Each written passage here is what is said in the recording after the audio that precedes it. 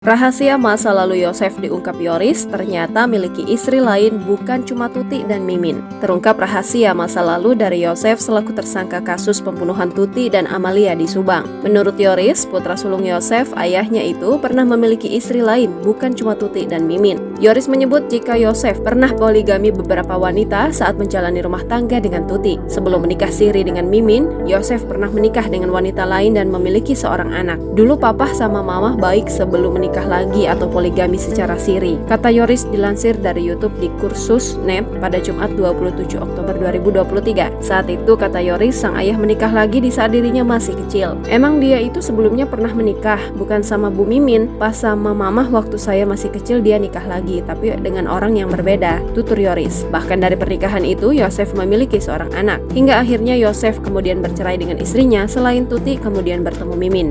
Dia punya anak itu di sana, kalau sama istri yang sekarang itu nggak ada, tapi dia bawa anak dua, pungkasnya. Di sanalah Tuti dan Yosef sering cekcok saat awal pernikahan siri dengan Mimin, sebab Tuti pernah memergoki Yosef berboncengan dengan istri mudanya itu. Dia boncengan lalu kelihatan mamah, terus cekcok, tutur Yoris. Tak hanya itu, dalam kesempatan yang sama, Yoris menuturkan bahwa Yosef pernah melakukan tindak kekerasan dalam rumah tangga terhadap istri sahnya, Tuti Suhartini.